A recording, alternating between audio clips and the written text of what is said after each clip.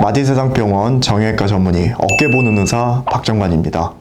오늘은 여러분들 조금 생소하실 수 있는데 어깨 인공관절에 대해서 얘기를 해보려 합니다.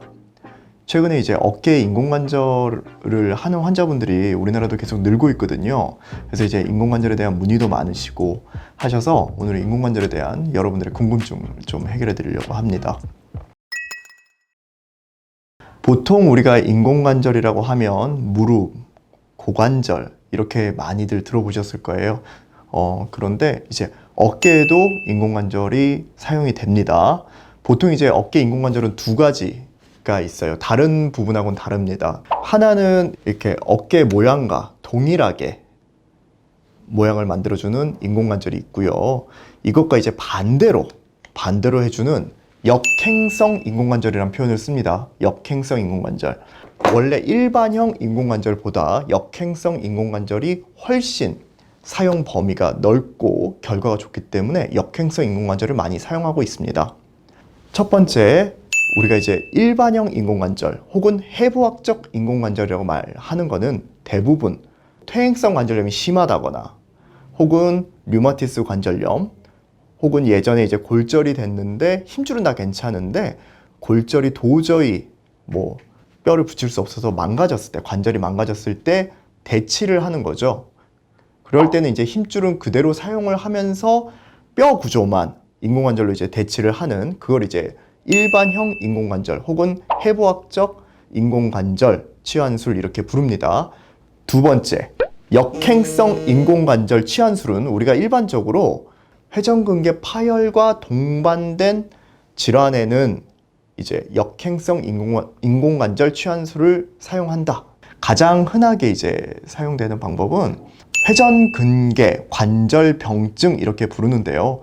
회전근개가 이제 사이즈가 크게 보통 이제 일반적으로 5cm가 넘어가면 이제 저희가 이제 거대 사이즈라 부르는데 그 정도 이제 파열이 되면서 관절염이 동반되어 있다. 이럴 때는 우리가 일반적인 인공관절을 해버리면 통증은 줄지만 팔을 사용하지를 못해요. 그래서 팔도 잘 들어올릴 수 있도록 해주기 위해서 역행성 인공관절 치환술을 사용합니다. 우리가 보통 이제 팔을 들어올려주기 처음 시작하는 힘줄을 회전근개 힘줄이라고 하는데요. 그 회전근개 힘줄이 많이 찢어졌을 때는 팔을 드는 힘이 떨어지겠죠. 그럴 때 이미 찢어져서 봉합이 불가한 회전근개는 포기를 합니다. 포기하고 우리 어깨 바깥쪽에 삼각근이라고 하는 힘줄을 이용해서 팔을 들게끔 해주는 수술이라고 이해를 하시면 됩니다. 사진에 보시면 이렇게 인공관절, 역행성 인공관절 치환술을 하고 나면 팔이 길어지는 걸 볼 수 있는데요. 견봉하 공간, 견봉과 상완골 사이를 넓힘으로써 삼각근이 탱탱하게 유지가 되고 그 탱탱해진 근력으로 팔을 번쩍 들어올리게 하는 게 역행성 인공관절 치환술이 되겠습니다. 또 하나 회전근개 파열이 워낙 심하거나 이전에 수술을 한번 했는데 다시 파열되었을 때 그거를 다시 봉합을 했을 때 성공을 장담하기 힘들다. 이럴 때는 역행성 인공관절 치환술을 권유할 수 있습니다. 그러면 이제 다른 인공관절과 다르게 어깨만의 특징이 뭐가 있을까 살펴볼 수 있는데요. 어깨는 팔을 잘 움직여주면 됩니다. 다행히 체중이 실리는 구조는 아니죠. 그래서 다른 관절에 비해서 상대적으로 수명이 깁니다. 우리나라에서 이제 역행성 인공관절 치환술이 시작된 게 2007년부터인데요.